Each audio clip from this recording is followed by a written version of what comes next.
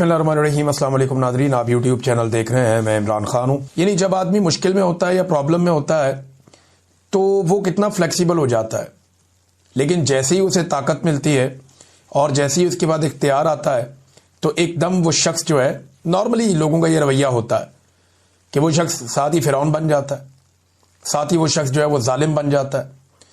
यानी मैंने ये एक दफ़ा नहीं कई दफ़ा देखा है। जैसे ही कोई डिक्टेटर प्रॉब्लम में आता है ना तो उसको जमहूरियत याद आ जाती है, वो अच्छी अच्छी बातें करता है, वो मुज़ाकरात की बातें करता है, वो हुब्बुल वतनी की बातें करता है।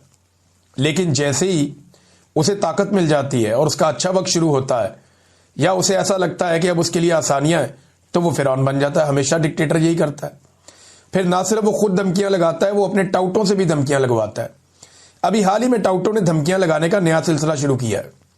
कोई कुछ कह रहा है, कोई कुछ कह रहा है, ये हो जाएगा, वो हो जाएगा, ऐसे कर देंगे, वैसे कर देंगे जी। पहले तो हार्ड स्टेट थी, अब शदीद हार्ड स्टेट हो जाएगी। क्यों हो जाएगी भाई? हार्ड स्टेट करके आपने कौम का क्या बिगाड़ लिया है? या आपने कौन से झंडे गाड़ लिए हैं हार्ड स्टेट करके, जो अब आप शदीद हार्ड स्टेट करके आप झंडे गाड़ लेंगे? यानी हार्ड स्टेट ने जो किया वो हमने देखा, हमें याद रहेगा सारी जिंदगी। खवातीन को सड़कों के ऊपर घसीटा गया, बुजुर्ग खवातीन के ऊपर तशद्दुद किया गया, बेशुमार घरों की चादर और चार दीवारी का तकद्दुस पामाल किया गया, खवातीन और बच्चों को अगवा किया गया सिर्फ आईनी तरामीम के लिए। जबरी गुमशुदगियां पाकिस्तान में बढ़ा दी गई, बेशुमार की गई। पार्लियामान पर हमला किया गया, अदलिया और मीडिया को यरगमाल बना लिया गया। और आज एक टिक्कर भी मीडिया अपनी मर्जी से अपने टीवी चैनल पे नहीं चला सकता, अखबारात अपनी मर्जी से एक खबर नहीं लिख सकते। बार बार इंसानों का कत्लेआम किया गया, साबिक वजीर आजम को और उनकी अहलिया को कैद तन्हाई में डाल दिया गया, सैकड़ों मुकदमात उन पर बना दिए गए। बहुत सारे शहरियों को गिरफ्तार करने के बाद नंगा किया गया और नंगा करके उन पर तशद्दुद किया गया, लोगों को करंट लगाए गए। जजेस बेचारे इस मुल्क में इंसाफ मांगते फिर रहे हैं। और कितना हार्ड करना है आपने स्टेट को? यानी इसके बाद तो आप चक मारें लोगों को, बस पकड़ के जो जहां से जा रहा हो उसको चक मार लें कि जनाब स्टेट बहुत हार्ड हो चुकी है, अब ये स्टेट सारों को जनाब चक मारेंगे। चक मारो फिर लोगों, या अपना मुंह जो है उससे ईंट तोड़ के दिखाओ। और कितनी स्टेट को हार्ड करना है आपने? क्या लोगों को जिंदा दरगोर करना है? वो भी करके देख ले। पाकिस्तानी अब डरेंगे नहीं, ना पाकिस्तानी डरने वाले हैं। ये आज इमरान खान साहब की बहनें दोबारा जाएंगी अडियाला जेल के बाहर, क्योंकि आज मुलाकात ना करवाने का दिन है। नॉर्मली ये मुलाकात का दिन होता है अदालती अहकामात के बावजूद, और जजों को भी ना, उन्हें जजों को शर्म आ रही है, ना जजों को गैरत आ रही है, ना जजों को गुस्सा आ रहा है, ना जजों को आइन और कानून याद आ रहा है। और तीन तीन जज जो है फैसला दे रहे हैं, लिख कर दे रहे हैं कि जाओ जाके मुलाकात करो। वो जेलर वो मुलाकात ही नहीं करवाता। वैसे जेलर की तो कोई औकात नहीं है, ये तो वैसे ही इंजीनियर साहब ने जेलर की गेम उठा दी है। औकात तो उस फौजी की है जिसको ऊपर से अहकामात मिलते हैं और वो नहीं मिलने देता। फौजी कर्नल इमरान खान साहब बताते हैं ना कि वो मुलाकात नहीं करने दे रहा। तो अडियाला जेल के बाहर आज फिर धरना होगा। और ये सिर्फ वहां पे नहीं होगा। हलीमा खान ने 10,000 लोगों को बुलवाया। उन्होंने कहा जी 10,000 लोग हमारे साथ आए, उन्होंने आवाज दी है। ये उस इमरान खान की बहनों ने आवाज दी है जो इस कौम के लिए जेल काट रहा है। और ये सारे जानते हैं कि वो कौम के लिए जेल काट रहा है। इमरान खान के लिए कौन सा मुश्किल था? वो दुनिया के जिस मुल्क में चाहता, जैसी चाहता जिंदगी गुजारता, उसकी एक झलक के लिए पाकिस्तानी तरसते रहते। पूरी दुनिया में उसका बहुत बड़ा फैन क्लब है। वो सिर्फ क्रिकेट में कमेंट्रीज करता तो दुनिया की सबसे बड़ी सेलिब्रिटी बन के रहता, लेकिन उसने मुश्किल रास्ता चुना।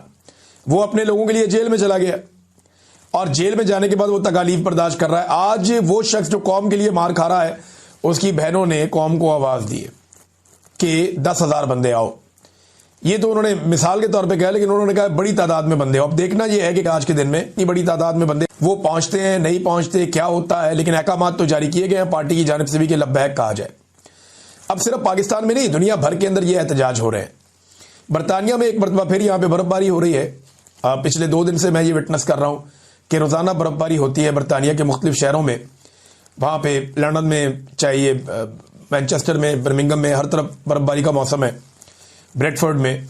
तो ये एक मरतबा फिर जो बरतानिया में पाकिस्तानी शहरी हैं वो कॉन्सुलेट्स के बाहर और जो एम्बेसी है उसके बाहर धरना देकर बैठेंगे और इमरान खान साहब की बहनों के साथ, इमरान खान के साथ इजहार यकजहती करेंगे।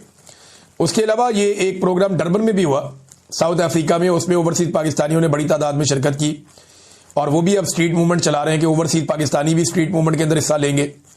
जबकि फ्रैंकफर्ट में, ये जर्मनी का शहर है, मैं यहां पे गया भी था, हमने यहां पे एक प्रोग्राम भी किया था, बड़े एनर्जेटिक लोग हैं। तो वहां पे जो पाकिस्तानी शहरी हैं वो भी इकट्ठे होके जर्मनी में जो पाकिस्तान की कॉन्सुलेट है उसके बाहर फ्रैंकफर्ट में एहतजाज करने के लिए जा रहे हैं। तो ये जनाब आज के जो प्लान्ड एहतजाज हैं वो ये है सारे के सारे। अब नाज़रीन, वज़ीर आला खैबर पख्तूनख्वा का जो दौरा होने जा रहा है सिंध का, उसके हवाले से भी कुछ डाटा आ गया है। ये दौरा किस नौइयत का है मैं आपको बता देता हूं। ये 9 जनवरी को शुरू होगा, 4 दिन का दौरा है। 9 जनवरी को सुबह 9 बजे वाली फ्लाइट है और इस्लामाबाद से कराची जाएंगे, और ये 9 बजे से 11 बजे 2 घंटे की फ्लाइट होती है। 12 बजे से 3 बजे तक इंसाफ हाउस में उनकी मुलाकातें हैं। 3:15 बजे जो है वो उसके बाद FPCCI से मुलाकात, फिर 4:30 बजे मीट दी प्रेस, कराची प्रेस क्लब जाएंगे। प्रेस के जितने भी सहाफ़ी हैं उनसे वो मुलाकातें करेंगे। उम्मीद करता हूं कि जो लाहौर में अजीबोगरीब किस्म के लोगों को सहाफ़ियों के भेस में भेजकर बदतमीजी करवाई गई, कराची के जो जर्नलिस्ट हैं वो बड़े सीनियर बड़े अच्छे जर्नलिस्ट हैं, वो इस बात का ख्याल रखेंगे। दूसरा 5:45 बजे एक और इवेंट है जिला साउथ स्ट्रीट मूवमेंट का। फिर 7:30 बजे जिला कोरंगी में जाएंगे, वहां पे स्ट्रीट मूवमेंट है। फिर कैदियों से मुलाकात करेंगे रात को, और फिर जिला मलीर के अंदर स्ट्रीट मूवमेंट है। अगले दिन ये काफिला हैदराबाद की तरफ जाएगा और कराची से हैदराबाद तक के लिए एक रैली निकलेगी सुबह 9:30 बजे, और इसमें मुख्तलिफ लोग इस्तकबाल करेंगे। फिर कोटरी के अंदर एक स्ट्रीट मूवमेंट है। हैदराबाद हाई कोर्ट बार से खिताब है। हैदराबाद प्रेस क्लब के अंदर जाके सहाफ़ियों से खिताब है। फिर स्टेक होल्डर्स राउंड टेबल है। फिर पार्टी इजलास है इंसाफ हाउस हैदराबाद के अंदर। फिर ISF कन्वेंशन है। फिर हैदराबाद में स्ट्रीट मूवमेंट है। फिर सिंध काबीना का इजलास है, और इसके बाद जनाब रात को कराची वापसी है। फिर एतवार को कराची में 11 जनवरी को जो प्रोग्राम है सुबह 11 बजे डिस्ट्रिक्ट सेंट्रल की इनकी एक नशिस्त है तमाम अहदेदारों के साथ। फिर जिला कैमाड़ी में स्ट्रीट मूवमेंट, जिला वेस्ट में स्ट्रीट मूवमेंट, मज़ार कायद पे हाजिरी और वहां पे आवाम से खिताब है। यहां पे उम्मीद की जा रही है बड़ी तादाद में लोग आएंगे। 4:30 बजे का वक्त रखा गया है शाम का। 6:30 बजे जो है वो इजलास है दोबारा से, और फिर यूथ विंग स्ट्रीट मोबिलाइजेशन है। फिर जिला ईस्ट मीडिया इंटरेक्शन है, एक और भी मीडिया के साथ इंटरेक्शन है इनकी। तो ये जनाब एक और दिन है, और फिर जो आखिरी दिन है 12 जनवरी का Sindh high court bar association से खिताब करेंगे और उसके बाद वापस आएंगे। ये बड़ा तगड़ा प्रोग्राम है। इतनी सियासत तो जरदारी ने और बिलावल ने, ये दोनों बाप बेटे ने पिछले कई सालों में नहीं की जितनी सियासत एक दिन के अंदर सिंध में ये सुहेल अफरीदी करने जा रहे हैं। देखिए, जब लोग आपके साथ होते हैं फिर आपके पास बड़ा मार्जिन होता है, फिर आप खुल के पॉलिटिक्स करते हैं। लोग आपके साथ ना हो फिर आपने क्या पॉलिटिक्स करनी है।